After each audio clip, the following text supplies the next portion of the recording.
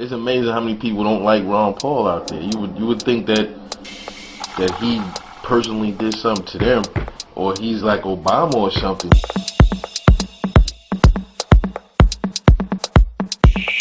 A lot of stuff he says makes perfect sense. Ron Paul's number's up. It's time for him to undergo the smear campaign. They're scared half to death of this Ron Paul thing. They really, truly scared to death. You know why? Because it's going to undermine the powers that be, and they can't control him. And I tell you what, we need to get a security force around that man. You can't convince me that this man is a racist. Just listen to all the stuff he said. He is the least racist out of all the candidates, including Obama. They're slandering this guy's name and running it through the mud because they are truly afraid that he's going to unleash the potential of the American people, dog.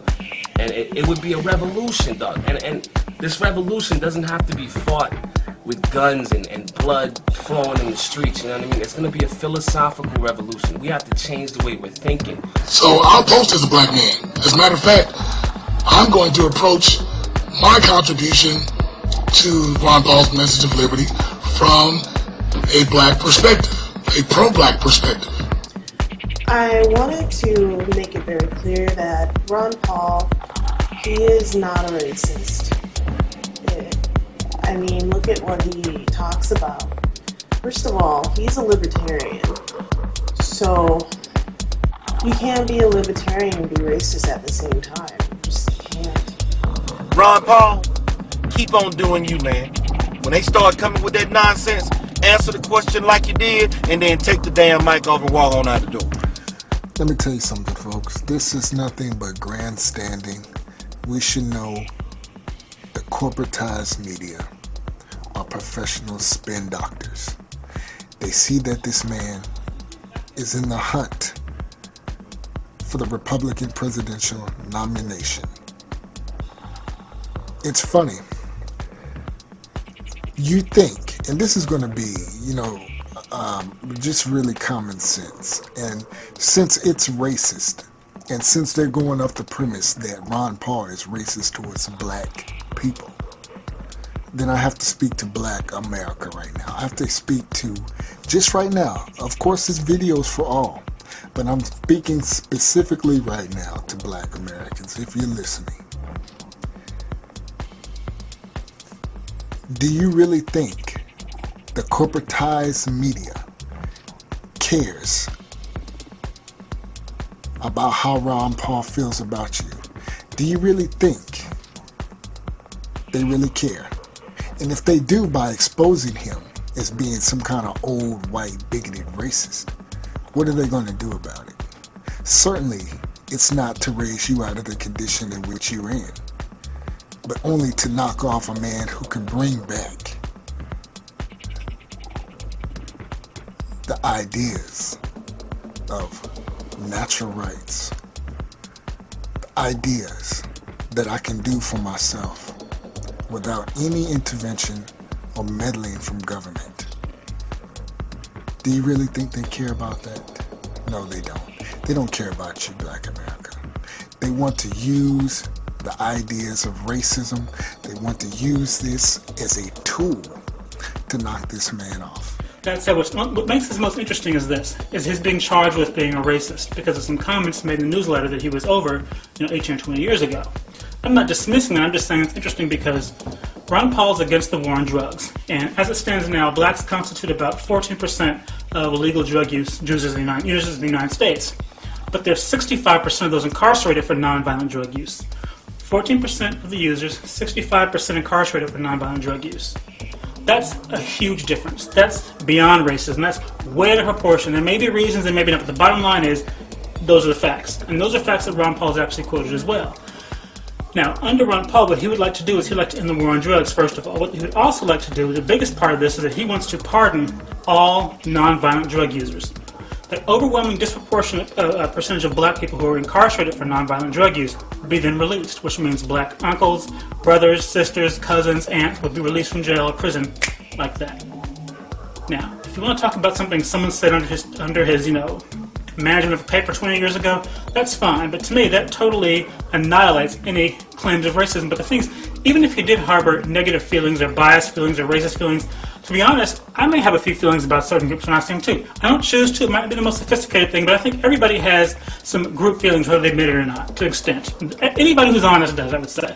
And to tell the truth, I don't particularly care if Ron Paul likes people my height, people my color, people my shape, people my sexuality, people my income status, people who live in the area I live in. I don't care if he likes me. I just need him to do his fucking job. That's all I care about. Why don't they like Ron Paul? I guess they're brainwashed. No different from the North Korean people, I guess. You know, they brainwashed and believe in all of the status quo. You know, all of the rhetoric that these other candidates been talking for years. You know, all these ever since presidential debates been going on. I say you only have a handful of candidates that really are for the people. You don't, most of them are not for the people. Most of them will say anything to walk into that office. A lot of people say, well, Ron Paul, he seems like he's saying he can say whatever he wants to step in office. And I said, well, I shot the guy another PM. I said, the difference between Ron Paul and the other candidates is he's not saying what they saying. That's how you can differentiate him from the other candidates. They're saying all the same bullshit that Obama been saying. This whole everything is dualism. You know what I mean? Like you watch any type of mainstream news outlet. Everything is dualism. Left versus right, Republican versus Democrat, Christian versus Muslim. You know what I mean? And they're all straying away from the fact that we're all people. And the highest level of attainment throughout our history, throughout any civilized nation, has always been to reach for freedom and liberty. You know what I mean? And the fact is, Ron Paul got the best message hands down. And I'm gonna tell you, don't play into the games, man. You know what I mean? Because we fell for that Barack Obama shit. I voted for the dude. You know what I mean? And he was basically running off. I'm a scholar of the Constitution. I will follow the Constitution. Yo, this motherfucker's been trampling all over that shit since the day he got into office. You know what I mean? Hard time trying to convince me that Ron Paul is a racist and that he is bad for America. Because, for a while I stopped believing in this voting and all this crap. Because, it looked fraud, and by the way, your media reports, you can tell it's kind of biased. Matter of fact, it's really biased. So I said, man, I don't believe in this crap. After used car salesman Obama came up and just basically crapped on every single body and went against everything he said, I lost hope because I didn't see change. But now Ron Paul, he's making some sense, man. And I can see that this guy, he's legitimate. And you jokers are tripping. Ron Paul, check out the website and start listening to a lot of the stuff he says when he's on TV. Because every time I didn't see this dude, he's been making perfect sense about the healthcare, about the wars, about the Federal Reserve. All of this stuff is just on point, man. And I didn't fact check the dude and everything. And everything he has said has been truth. And a lot of stuff Obama has said has been lies.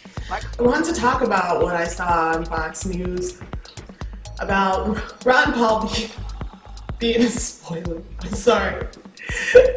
I've got to laugh because just the way they say it with such disgust. They make him sound like he's in a box or a carton of eggs in the refrigerator with that. He spoiled it. He's gonna spoil everything. Man, they are fighting hard. They are fighting so hard. Look at the history of our country and look and see what this country has done to every single presidential candidate that would not bow down their knee to the establishment and do it the way that they say do it. Hey, all this warmongering, senseless, useless and stuff. The empire is on the run and is just about at its end. All you black people out there, don't pay attention to this mudslinging stuff. Take a person at their words. Take a person at their words. And then listen to what they say. And then look at the spirit in which these people speak and talk and how they just continue. You know why? Because they don't have nothing else. Rick Romney is a hypocrite. Michelle Bachmann, she need to go on back home somewhere. And her stupid self, she looked just totally idiotic with her fear-mongering. We better get them. We better get them. You know, just stupid thing and stuff. But anyway, I think the establishment is afraid because the whole entire country is waking up. So the more they sling mud at Ron Paul, the more that people, they look and they see, they understand, and then people like me, people like other people who see what goes on, we are able to reach the people who can't read between the lines of what's really truly going on. So to change our thoughts about Ron Paul, it's precisely why you see many YouTube videos of black folks making videos calling Ron Paul a racist, while at the same time not even giving so much as a whim about his constitutional stance on issues like economic reform, gun rights, personal and natural rights. The very things that can get the very people he's accused of being racist of out of the situation in which they have found themselves in. It's funny. All one has to do is follow the trail of deceit by this corporate media. That's why I say this man is not a racist. He may sound wacky to the average American because he actually makes sense. Peace.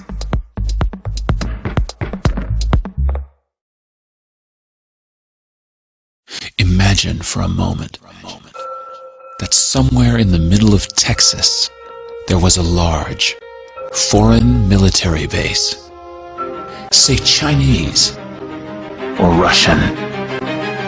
Imagine that thousands of armed foreign troops were constantly patrolling American streets in military vehicles. Imagine they were here under the auspices of keeping us safe, or promoting democracy, or protecting their strategic interests. Imagine that they operated outside of U.S. law, and that the Constitution did not apply to them. Imagine that every now and then they made mistakes or acted on bad information and accidentally killed or terrorized innocent Americans, including women and children, most of the time with little or no repercussions or consequences. Imagine that they set up checkpoints on our soil and routinely searched and ransacked entire neighborhoods of homes. Imagine if Americans were fearful of these foreign troops and overwhelmingly thought America would be better off without their presence. Imagine if some Americans were so angry about them being in Texas that they actually joined together to fight them off in defense of our soil and sovereignty because leadership and government refused or were unable to do so. Imagine that those Americans were labeled terrorists or insurgents for their defensive actions and routinely killed or captured or tortured by the foreign troops on our land. Imagine that the occupiers' attitude was that if they just killed enough Americans, the resistance would stop, but instead, for every American killed, 10 more would take up arms against them, resulting in perpetual bloodshed. Imagine if most of the citizens of the foreign land also wanted these troops to return home. Imagine if they elected a leader who promised to bring them home and put an end to this horror. Imagine if that leader changed his mind once he took office. The reality is that our military presence on foreign soil is as offensive to the people that live there as armed Chinese troops would be if they were stationed in Texas. Shutting down military bases and ceasing to deal with other nations with threats and violence is not isolationism. It is the opposite. Opening ourselves up to friendship, honest trade, and diplomacy is the foreign policy of peace and prosperity. It is the only foreign policy that will not bankrupt us in the short order, as our current actions most definitely will. I share the disappointment of the American people in the foreign policy rhetoric coming from the administration. The sad thing is, our foreign policy will change eventually, as Rome's did, when all budgetary and monetary tricks to fund it are exhausted.